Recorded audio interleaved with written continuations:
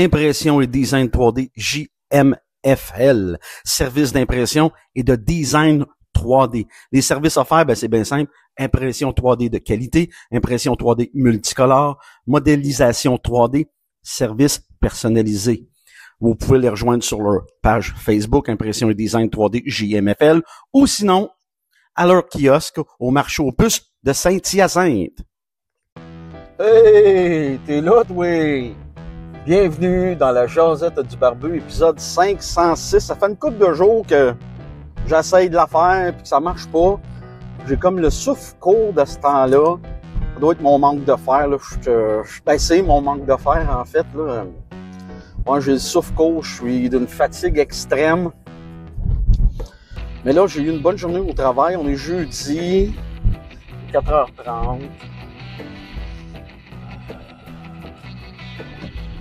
Jeudi, 4h30, je viens de voir mon chauffeur de Perlator. La journée est finie, je m'en vais à la maison. On va faire un bon risotto ce soir à ma blonde, aux champignons sauvages. On va mettre bien du parmesan là-dedans.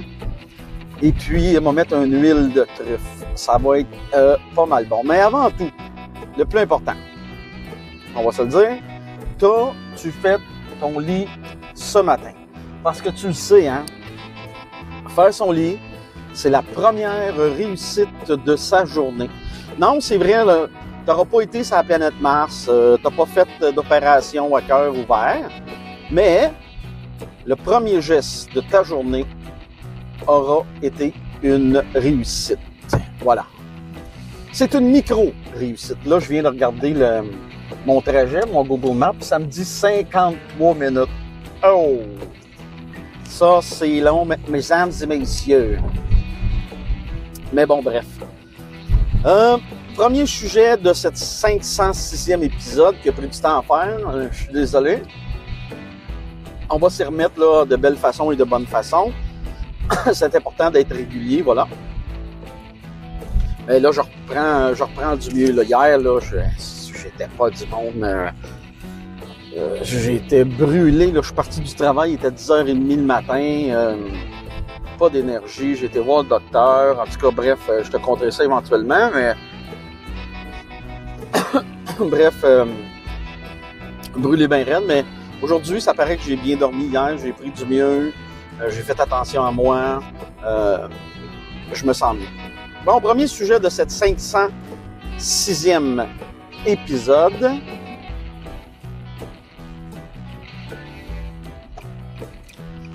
En fin de semaine passée, mon fils est venu à la maison, puis ça faisait un bout, là, tu sais, il travaille à cette heure, 2 jours la fin de semaine, fait que il vient moins à la maison, tu sais, évidemment, ça me manque, là, puis moi, je le prendrais à toutes les fins de semaine, là, tu sais, dans la semaine, il est à Saint-Jérôme, donc, c'est sûr que je peux pas bien le voir. Des fois, je monte le mercredi, quand il y a des games de hockey là, du Canadien, c'est comme un prétexte, là. On mange ensemble, on regarde une game de hockey, puis tout ça. Mais là, en fin de semaine, il était chez nous. Il a travaillé vendredi. Puis samedi, après sa journée de travail, j'ai été le chercher. Il est plongeur chez Johnny. À cette institution de Saint-Jérôme. Il travaille fort pour un petit gars de 15 ans, bon vous dire. Bien fier de lui. Fait que j'ai été le chercher samedi. Puis on a regardé ensemble la game de hockey contre le Chicago. Les Blackhawks de Chicago et Corner Bédard. Fait qu'il est venu à la maison. Puis le lendemain, fait que ça a été bien le fun. Puis le lendemain, vu que lundi c'était congé, il couchait à la maison aussi dimanche, tu sais, rendre l'utile à l'agréable. Et puis le lendemain, le dimanche, il voulait voir l'Oratoire Saint-Joseph. Il l'avait vu en hiver. Il voulait le voir l'automne. Faut savoir que mon fils a un côté religieux. Lui, il est catholique pratiquant. Je respecte ça. Moi, je suis athée, mais je suis pas croyant, mais je respecte les croyances de tous et chacun. Puis lui, tu sais, quand on était en Italie, il a tellement trippé à voir le Vatican. Je l'avais emmené voir l'Oratoire, mais il l'avait jamais vu. C'est pas un Montréalais, tu sais. Mais là, on l'avait vu en hiver, fait qu'on n'avait pas vu le jardin de chemin de croix, là. Là, on était le voir, c'était l'automne. il est fasciné, lui, par l'architecture aussi des cathédrales, tu sais. Fait qu'il était bien content de voir ça. Puis moi, ça me fait plaisir dans ce temps-là, là, tu sais, de faire vivre ça. Puis après, imagine-toi donc, après l'oratoire, puis ça, c'était bien le fun, là.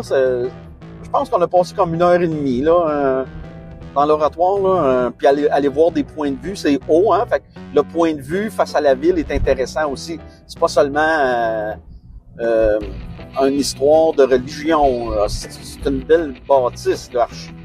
Au niveau de l'architecture, c'est beau. Il y avait ça.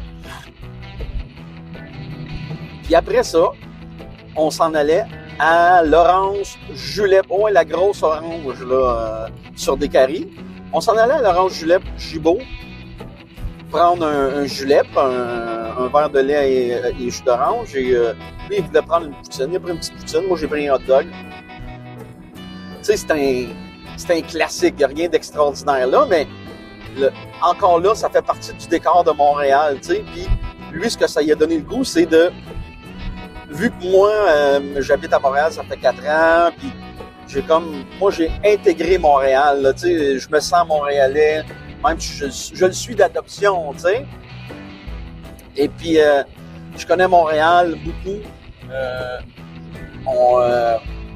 à peu près tous les secteurs, et puis, à cause du travail, à cause de ma passion pour la restauration, la gastronomie, bon, etc. Mais j'aime les quartiers de Montréal. Puis là, il m'a demandé il a bien aimé ce qu'on a fait dimanche à l'oratoire. Ça peut paraître bien simple, mais c'était bien, bien le fun, tu sais. Des fois, les choses sont dans la simplicité. Il a bien trippé de voir l'oratoire puis l'Orange Julep. Même s'il avait vu déjà l'Orange Julep, c'était sa 2e fois, mais le contexte est indifférent. Puis là, on a passé par Notre-Dame-de-Grâce, MDG, là, Côte-des-Neiges, c'est-à-dire. Puis là, je parlais des quartiers de Côte-des-Neiges, l'architecture, je trouvais ça bien, bien intéressant. Là, on s'est promis que les prochaines fois qu'il va venir, de plus en plus, j'imagine, là, on est en train de s'organiser. Excusez-moi, je tousse. J'ai un peu souffle-court encore, mais c'est moins pire. On s'est dit là qu'on va faire ça, là. Faire des coins de Montréal, des quartiers, Villeray, Rosemont, Outremont. Il y a plein de choses à voir partout, puis ça le fascine, tu sais, puis il y a comme pogné goût à ça. Puis moi, je trouve ça bien, bien, bien intéressant, moi, dire. Moi, je suis bien content de ça. Parce que j'ai cet intérêt-là aussi, puis cet amour-là pour Montréal, puis ça me fait plaisir d'y transmettre. Puis ça peut être pour toi aussi, là, tu restes pas dans la région de Montréal, venir visiter. Je pense qu'on va t'en parler de ce qu'on va visiter. Peut-être que ça va te donner le goût de le faire, tu sais. Fait que l'oratoire, ça coûte rien. Puis l'Orange Julep, c'était pas si pire là, au niveau monétaire. Mais c'est le fun, là, tu sais, tu t'installes dehors, puis il y a des tables de pique-nique. Peut-être que l'hiver, c'est moins intéressant le julep, là, parce que il y a rien à l'intérieur, là. C'est un take-out, là, tu sais. Mais je pense que si t'as jamais vu ça, faut que tu ailles voir ça. Mais éventuellement, je vais te reparler d'autres choses qu'on va voir. Là, il voulait aller au centre-ville, rue Sainte-Catherine, etc. Ouais. Évidemment que je vais y faire vivre ça, puis à travers la restauration, puis des choses à faire, le Vieux-Port, etc. Mais tout ça pour dire que c'était bien intéressant. Et puis, attends une minute, là, je suis en train de regarder. C'était bien intéressant, puis c'est un prétexte, là, tu sais, j'étais content d'être avec mon gars, ça fait du bien, je suis fier de lui.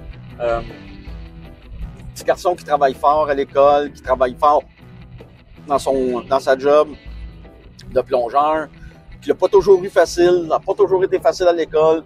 Tu sais, c'est un tourette, mais il travaille fort, puis il est en train de devenir un homme. Là. Il est mature, puis c'est beau à voir. Puis moi, en quelque part, tu vas rire, mais c'est une grande fierté. Dans le fond, tu sais, il y a juste ça d'important, tu sais, puis ça me motive, moi aussi, de voir ça, que mon gars, il travaille fort, puis c'est beau à voir. C'est vraiment beau. Fait que je t'en parlerai éventuellement des aventures qu'on va décider de faire. Je sais pas où est-ce que je vais l'amener, mais c'est sûr qu'il mange dans mon hood. Ça, c'est une place à Smash Burger à Montréal, qu'on n'a pas encore été, que j'ai jamais été lui non plus. Puis c'est des burgers qui sont faits à la façon du In-N-Out Burger en Californie. Donc, j'en entends parler, j'ai vu des articles. C'est une des prochaines places qu'on va aller, là. Et je crois, si je me trompe pas, il va falloir que je vérifie, c'est dans Park X. Donc, c'est quand même à l'autre bout de la ville pour moi. Là, on habite à la chaîne, tu sais. Fait que, ouais, c'est pas mal ça, mon premier sujet. Deuxième sujet, j'étais un peu en retard, parce que la 506, j'étais supposé de la faire lundi. Ben content du nouveau contrat de Lane Hudson.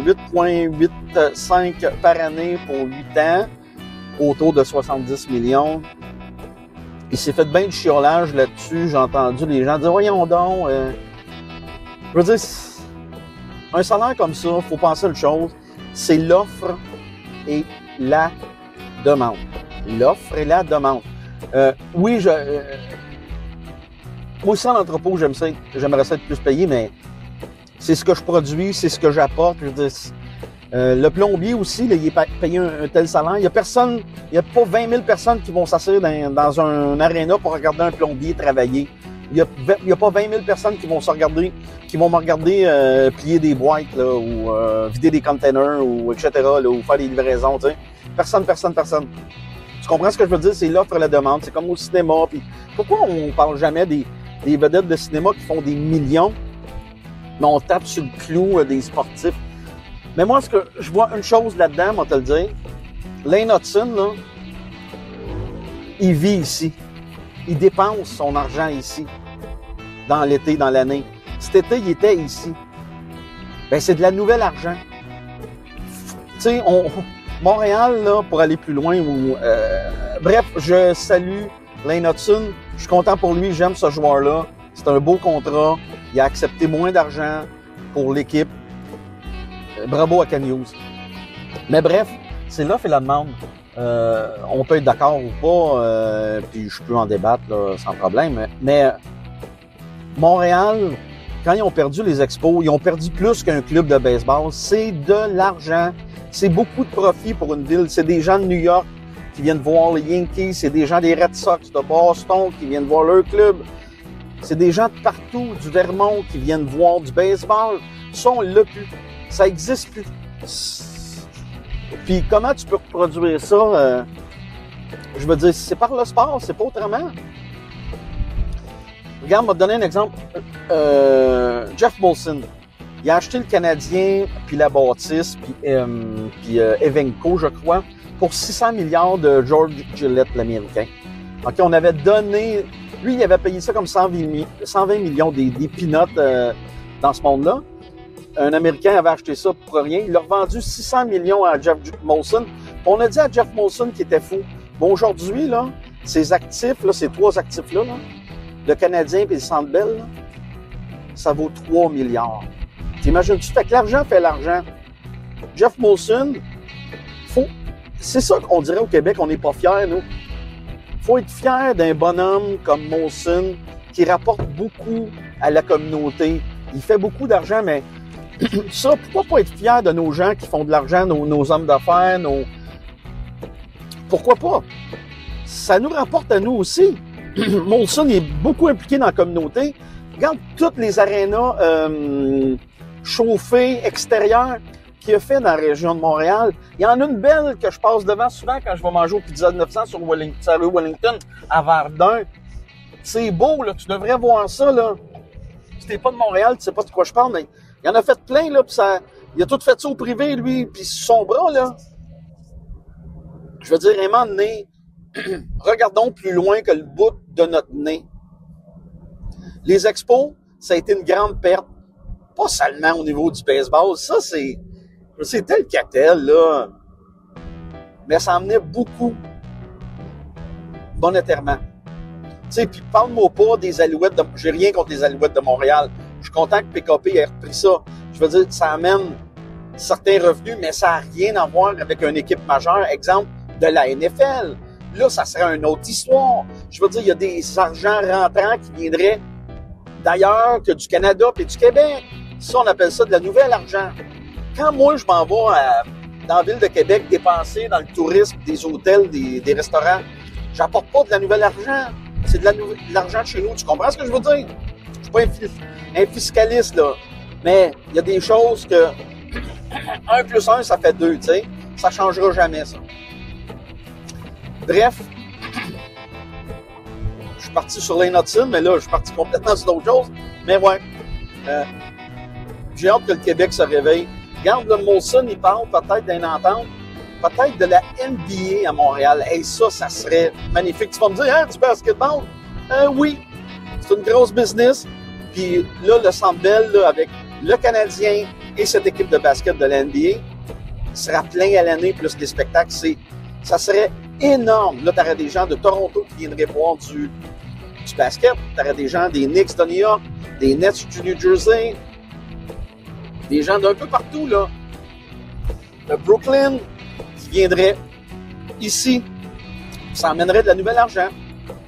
Bref, j'ai entendu ça, c'est une rumeur. Les expos, j'y crois plus. La NBA, c'est possible.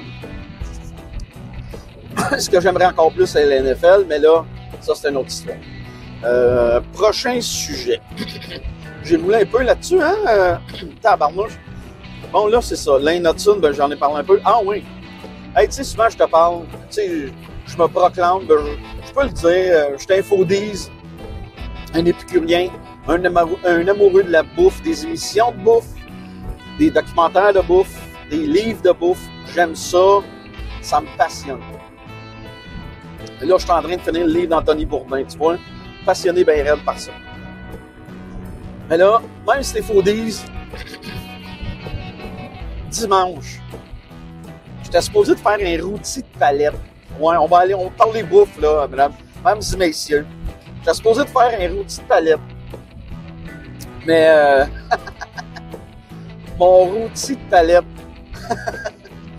j'arrive au IGA, plus de rôti de palette. Je vais aller au métro, plus de rôti de palette. Là, je suis devant le comptoir au métro, le boucher me dit qu'il n'y en a plus.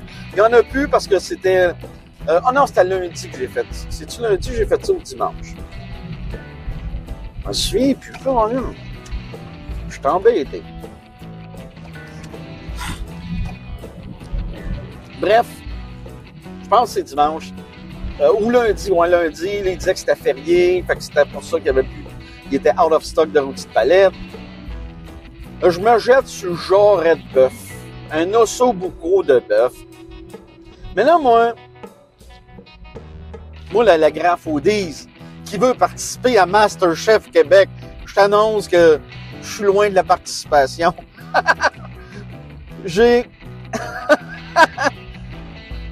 Ma sauce était bonne, puis c'était un braisé avec des linguini, avec braisé de bœuf avec linguini, une sauce tomatée. Les pâtes étaient parfaites. La sauce était succulente. Mais le bœuf, j'ai oublié que c'était pas un rôti de palette. C'était du jarret de bœuf. Je l'ai laissé. Et puis, c'était supposé d'être 2h30 de cuisson, là. Puis c'était supposé de s'effilocher, c'était un braisé. Le bœuf, je l'ai laissé 1 heure à 325. OK? Quand il est sorti, là, il était dur comme de la roche. Je te dis, là, cuit, barre en barre. Fait que, le gars qui se dit, ouais, je pourrais participer à ça, moi, MasterChef Québec. M'a dire une affaire. On est loin, m'a dire comme Jean Perron, on est loin de la soupe aux lièvres. Bon, tout ça pour dire que tu peux bien cuisiner, mais ça arrive des erreurs. Il n'y a rien de parfait. La cuisine, ça ne l'est pas. C'est pour ça que j'aime ça aussi, tu sais. C'est représentatif de la vie en même temps. C'est une belle analogie, je trouve.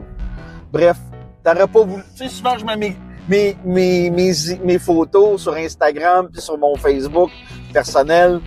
Jamais sur Barboudeville, mais sur mon Instagram personnel et sur mon mon Facebook personnel. Je mets mes photos de bouffe. Tu sais, je fais comme le pan avec ça, là. Tu sais, je mets des belles photos. Mais en même temps, je suis fier puis je veux le montrer parce que je suis content, là. Tu sais. Mais là, tu peux être sûr qu'en fin de semaine, j'ai pas pris de photo de mon jarret de bœuf dur comme de la roche.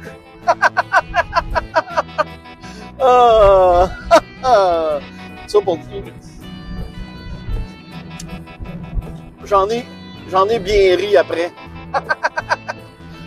Bon, autre sujet pour terminer cette semaine. Tu sais, je travaille dans l'entrepôt. 70% du temps, je fais l'entrepôt, 30% du temps de la livraison. Mais puis aussi, ben on reçoit du stock, tu sais, expédition, réception. Puis ça nous arrive de recevoir des containers. Alors, heureusement, on n'en reçoit pas à toutes les semaines. Tu sais, il y a des containers qu'on reçoit, c'est sur palette. Ça, avec un lift, ça va bien. Regarde, aujourd'hui, j'en ai reçu un. Ça a bien été. Mais lundi, c'était pas sur palette. En la boîte, à la main. On n'a pas de dock. Tu comprends? Il faut grimper dans le container. Tu sais, il y a des docks qui rentrent automatiquement. Tu rentres le container, puis t'es à plat. Mais là, c'est pas ça. Nous, c'est pas ça. Où est-ce que je suis? Fait que bref, le gars de 51 ans était fatigué après sa journée. Je te l'annonce. Commençait à vider le container. On était deux. Il était 9 h du matin. On a fini, il était 4 h de l'après-midi. Brûlé. Brûlé. Mais trompe-toi pas, là. J'aime ce que je fais. Je suis heureux dans ce que je fais. Mais je suis capable de dire que c'était de la job, là. Si ma vie, ça serait ça tous les jours, physiquement, je serais pas capable. Puis, j'étais fatigué, là, c'était dû, je le savais pas encore, mais c'était dû à mon manque de fer, là, j'étais brûlé bien raide. Fait que ton barbu, il était fatigué. Ben, hey, j'ai réussi à la faire, cette maudite 506-là. Fait que 3 jours de suite que je me reprends, puis ben là, non, trop fatigué, manque de souffle, nanana. Là, je suis content, je l'ai fait. Fait que là, je prends mes médicaments, sans faute, des Energex le matin, puis ça va bien aller. Sur ce, ben nous autres, on se rejoint au Rack à Bessic. Hey, un beau 22 minutes. On se rejoint au Rack à Bessic pour la 507e. Ciao! Être abonné à mon Patreon, c'est supporter un créateur. Patreon.com/Barbudeville, tout simplement, pour me trouver. Qu'est-ce que tu obtiens avec mon Patreon? Ben, c'est facile. Tu as tous les chapitres de mon 2e livre en avance. À chaque fois que j'ai fini un chapitre, je te mets ça sur Patreon en exclusivité. Toute la bibliothèque de mes épisodes de podcast. Du premier jusqu'au dernier que j'ai fait. Ça aussi, c'est exclusif au Patreon. Parce que oui, je vais l'envoyer sur Spotify, je vais l'envoyer sur Google Podcast, puis iTunes, puis SoundCloud, mais un épisode à la fois maintenant. Puis une fois qu'on passe à la prochaine épisode, je remets ça seulement disponible au Patreon. Fait que tu as tous les épisodes quand tu veux. Puis ça, là, c'est à partir de seulement 3$ par mois quand tu es une recrue. Puis regarde, encore plus beau que ça, si tu t'abonnes à l'année, moi, je te donne automatiquement un rabais de 10% sur ton abonnement. Tu n'as rien à faire, ça se fait automatique. Sinon, tu as d'autres niveaux. Tu as le niveau voyou qui est à 7$, tu as le niveau capot qui est à 13$, puis le niveau parrain qui, lui, est à 20$ par mois. M'oublie pas, hein? Tu t'abonnes à 3$, c'est moins cher qu'un café. Et en plus, je te donne 10% si tu t'abonnes à l'année. Fait que fais le calcul, là. 12 x 3, 36, moins 10% pour un an du Barbudeville. C'est rien. C'est absolument rien. C'est un deal. Fait que, arrête d'hésiter. Abonne-toi. Encourage, supporte un créateur. Pour moi, là, à la fin de la journée, ça fait toute la différence. Fait qu'on se rejoint au Rack à Bessic, puis oublie pas de faire ton lit.